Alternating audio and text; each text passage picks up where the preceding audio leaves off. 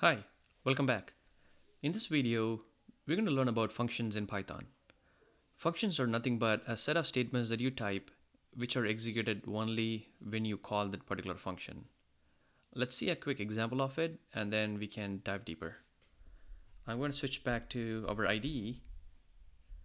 I'm going to create a new file and let's say we'll save it as functions.py. Now let's go ahead and define a function. Let's say we want a function that just displays a message, a simple message, right?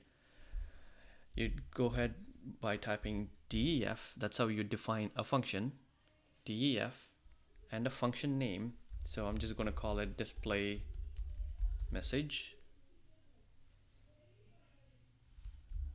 You need parentheses for functions. At this point, we're not going to pass any parameters, but you can pass data to a function. We're going to see another example of it. Just put the parentheses for now, but nothing's going to be within the parentheses.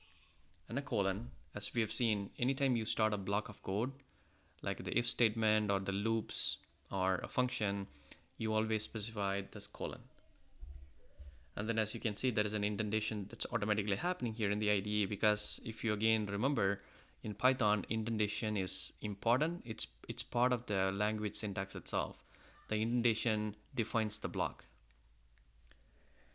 So we want to display the message, right? Let's just display print hello universe, and then enter. So the way you close the function is basically you just stop the indentation, right? So that's the function.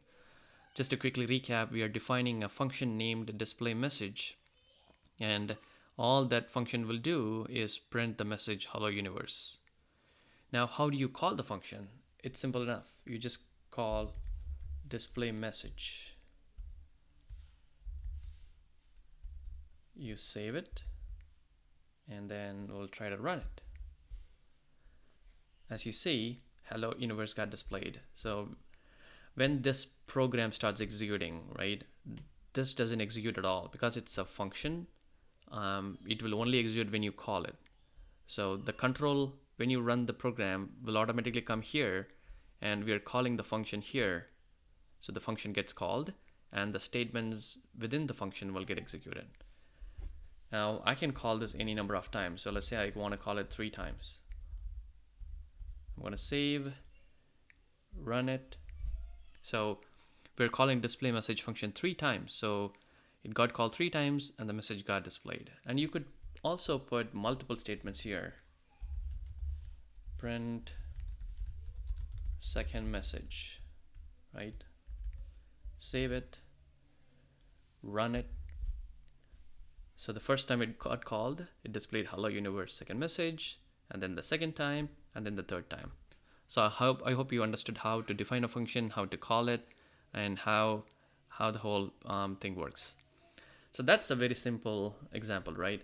Let's look at another detailed example. I'm going to remove 2 of these because we don't want multiple of these displays. I'm going to define another function. Now this time I'm going to send a parameter. Let's say we want to display greeting.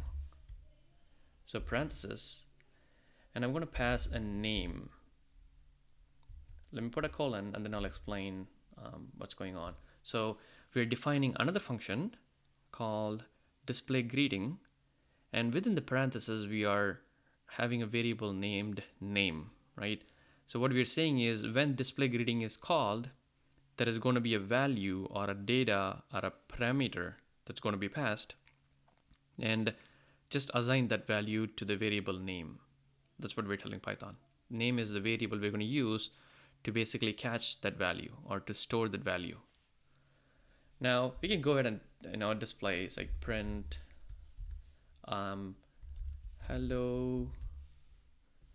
I'll put a space in there and then concatenate or add that to the name, and then another string to display a couple of exclamations. So again, we're printing a greeting here saying hello, and then name that gets passed to the function, and then building a string basically as a greeting and displaying. So now this time, let's try to call this function display greeting, open parenthesis, and we can pass a name. Let's say John. I'm going to save it and I'm going to run it. Oops, we got an error. Let's see what happened. Oh, I hope you noticed it. I did not. I missed a plus sign here because we're adding strings here, right? Hello is a string, name is a variable, and then this is another string. We're adding them together. I missed the plus sign there. It's good that we are getting these errors and we are kind of debugging real time, right? So you can also kind of get an idea of if you get an error in your program, how to go about looking for the issue and then actually fixing it. As you can see, I noticed here that the problem is in this line.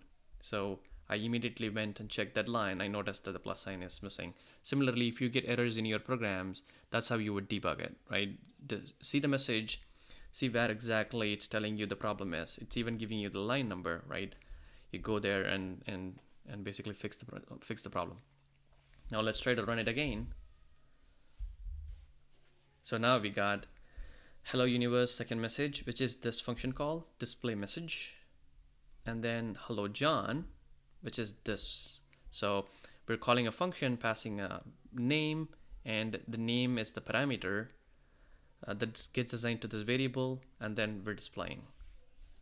And you can call display greeting any number of times and then pass different names. Let's say I want to pass Kelly and then run it. So now we got hello John, hello Kelly. So as you can see, the benefits of having a function is slowly, becoming apparent here. You can define a statement or a bunch of statements once, and based on the value that's passed or the parameter that gets passed, you can reuse that piece of code but make it behave differently based on the parameters.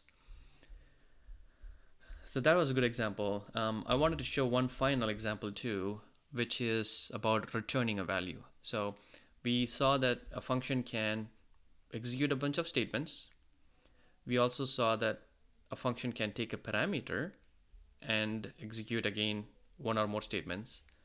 Now functions can also return a value. I'm going to define a function and then we can again go into the details of it, of how the return works. So let's say I want to define a function that adds two numbers. Add numbers num1, num2, colon. So again, since you've already seen this example, you can kind of sense what's going on here. We are defining another function add numbers that are taking in two numbers as inputs, two variables or two parameters as inputs. Now we can do a return num1 plus num2. So we're adding the two numbers together and returning. So how the return works is wherever you are calling this function, when you pass the two numbers, this function will add the two numbers and return that sum. And you can use that return value to display or to use in further calculations. We can see how that works, right? So let's say we want to do a add numbers. Let's add 10 and 20 together. I'm going to run it, but you're going to see that nothing's happening. Oops, we got another error. Let's see what the problem is. So line 15 has a problem. Again, I'm not thinking straight. So I need to pass two numbers here, right? 10 and 20. I should have added a comma. I was talking about adding. I put a plus sign there. That was a mistake. Sorry about that. So I'm calling add numbers function and I'm passing two numbers, 10 and 20. Now let's run it again. What's going on? So we got the hello universe second message, which is this function call, and then we got the hello John, which is this one, hello Kelly, this one, and this must have executed, right? But we don't see anything. That's because For these two functions, we're doing a print, which is why you're getting the messages. But then when we are calling add numbers, we are adding the two numbers together, returning the value, but we're not doing anything with the return value, right? We haven't printed it. That's why you don't see anything. I wanted to show it because when you have a return in a function, you have to, basically assign that return to something or do something with the return. Otherwise, the fact that the two numbers were summed up together and the value returned has no meaning here because we're not using that returned value. So you can do something like sum equals and then say print sum. Now let's run it. So we got 30. So we called add numbers 10 and 20. The sum was 30. Value 30 was returned, and 30 was assigned to sum variable, and we're printing that variable. So similarly, you can, I'm just going to copy, paste it a couple more times, and then just keep changing these values. 50. I'm going to run it. So we got 30, 40, 70. So all of these numbers were added up and then the result was printed. So again, as you can see, we can define one or more statements once in a function, and based on the parameters passed, we can get different results. And that is the biggest benefit of function, right? It's reusable code. You package it up as a function and then you just call it whenever you want that set of statements to be executed. So that's basically what I wanted to cover about functions. I apologize for the errors that we saw, but it was good because I was able to show you the process of how you would go about debugging problems in your programs. So I would really encourage you to exercise a lot of this, do a lot of examples, because functions are very common when you're getting into serious Python programming, right? So functions are very, very important and very useful. So I would really want you to be very, very comfortable in defining and using functions. Thanks for watching. See you in the next video.